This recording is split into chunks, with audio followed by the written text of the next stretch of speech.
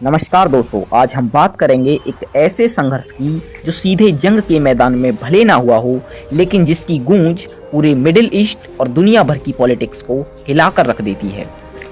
दो देश जिनके बीच ना सीधी सरहद है, ना ही कोई खुला युद्ध का मैदान, फिर भी दोनों दशकों से एक अदृश्य जंग लड़ रहे हैं। कभी परमाणु हथियारों का डर, कभी प्रॉक्सी वॉर और कभी सीधा हमला। आखिर क्यों ये दोनों देश एक दूसरे के इतने बड़े दुश्मन बन गए? आइए जानते हैं इस कॉन्फ्लिक्ट का पूरा इतिहास।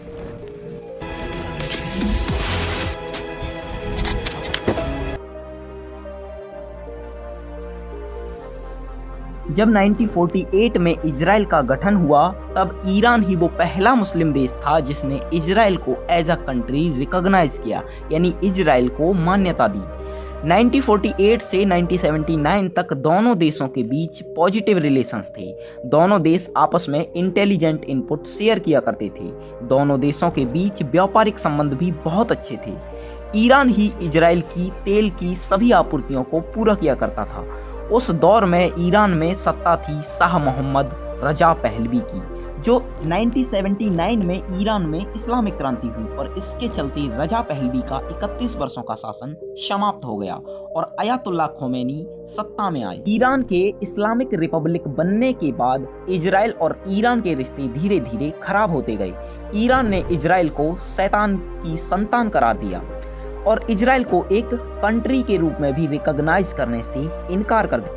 1980 के दशक में ईरान ने लेबनान में हिजबुल्लाह नामक शिया उग्रवादी संगठन को समर्थन देना शुरू कर दिया, जिसका उद्देश्य इजराइल को मिडिल ईस्ट से खत्म करना था। हिजबुल्लाह ने कई बार ईरान पर हमले किए और इजराइल ने लेबनान पर जवाबी कार्रवाई की और यहीं से शुरुआत हुई एक वैचारिक और रणनीतिक दुश्मनी की, जो आज भी इन दोनों देशों के बीच लगातार जारी है।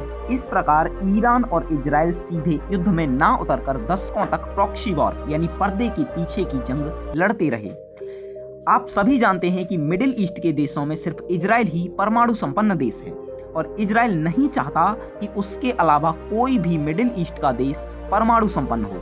ईयर 2000 के बाद ईरान ने अपने परमाणु कार्यक्रम पर काम करना तेज कर दिया, जिससे इजराइल समेत पश्चिमी देशों की चिंताएं और बढ़ गईं। इजराइल का मानना है कि अगर ईरान एटॉमिक वेपन बना लेता है तो यह इजराइल के अस्तित्व के लिए एक बहुत बड़ा खतरा साबित होगा, जिसके चलते इजराइल ने कई बार ईरान के न्यूक्लियर साइंटिस्ट की हत्याएं की और कई बार साइबर अटैक के जरिए ईरान के न्यूक्लियर प्रोग्राम को नुकसान पहुंचाया।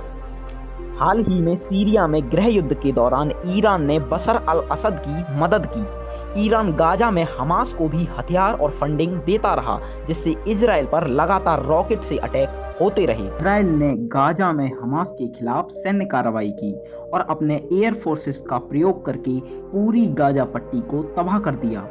इसी सब के चलते दोनों देशों में कम्युनल टेंशन्स बढ़ती रहीं और दोनों देशों के बीच आज युद्ध जैसी स्थितियां हैं। फिलहाल 20 जून 2025 की रात इजराइल ने ईरान पर एयर फोर्सेस द्वारा एक बहुत बड़ा हमला किया।